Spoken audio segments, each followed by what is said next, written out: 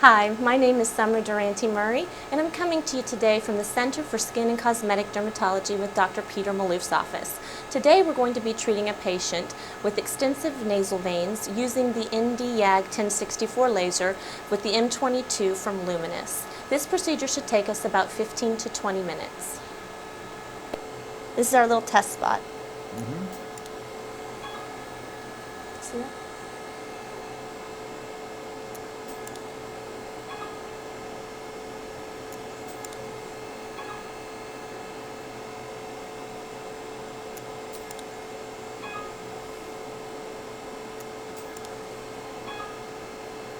You okay, Gary? Yeah, you can feel it though, can't you? You can.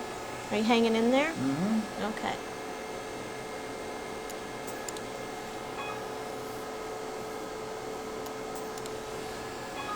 There you go. That's a decent setting.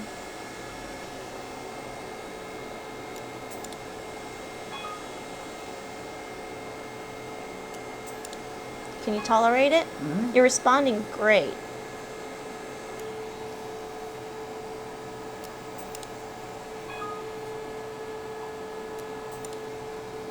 The M22 laser by Luminous, the ND-YAG portion of it, is fantastic for treating facial veins, such as the nasal telangiectasia.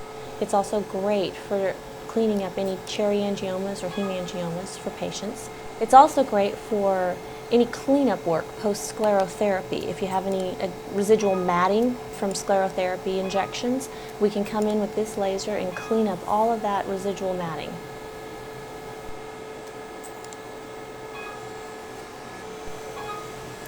You can expect some slight erythema, which is pinkening or redness of the skin. You can also expect some slight edema or swelling around the vascular lesions that were treated. That swelling will dissipate and the pinkness will dissipate over the course of the day.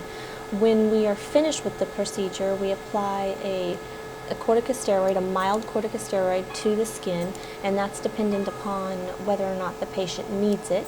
We also follow up with an SPF 30 or greater before we send the patient out the door. The medications we apply, or the sunblock we apply post-treatment, is left on for the remainder of the day.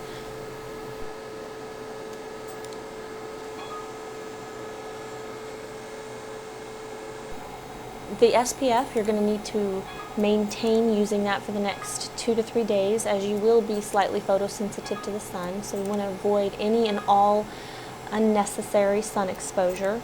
Don't plan any activities to the lake or a lot of outdoor activities like mowing or gardening. You want to protect your skin from the sun during the healing process. There is not a lot of visible healing process, but your tissue is holding on to a lot of the heat from the laser energy itself, so we want to avoid any additional exposure such as sunlight or overexertion of heat that can be accumulated from sitting in a sauna or spending time exercising aggressively the day of the procedure. By about 48 hours you can resume normal activities, but you definitely need to wear the SPF during and in between all subsequent sessions.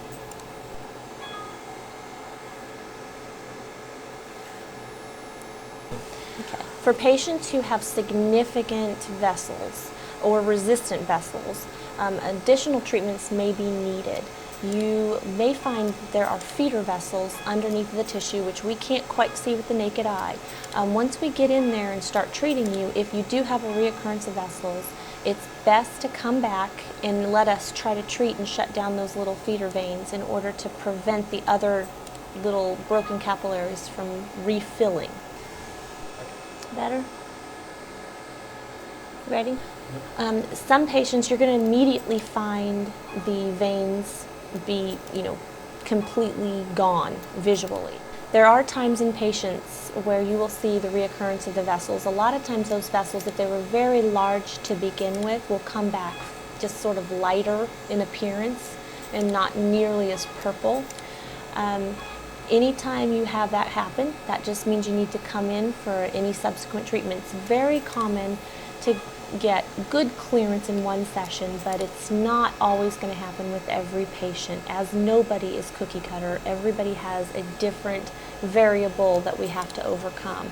A lot of patients will be satisfied with sessions from 1 to 3. That's a very common range.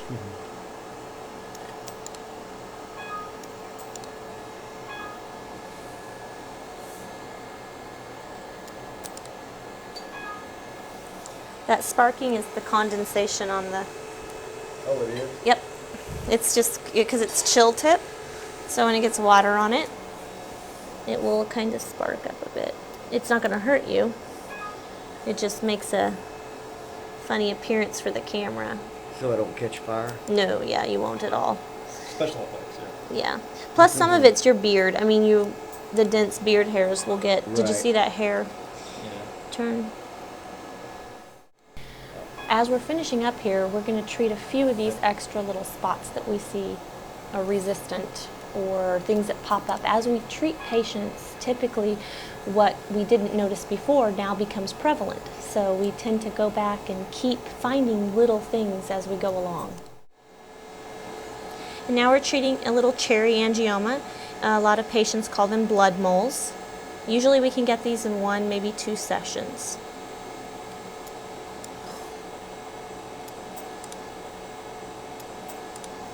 That's our clinical endpoint.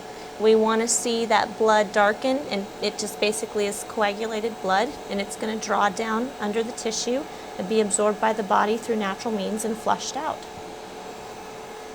Thank you so very much for taking time to watch our video. If you are interested in this procedure or feel that you might be a candidate for it, please feel free to call our office and schedule a consultation. We would be happy to go over whether or not you're a candidate for this procedure.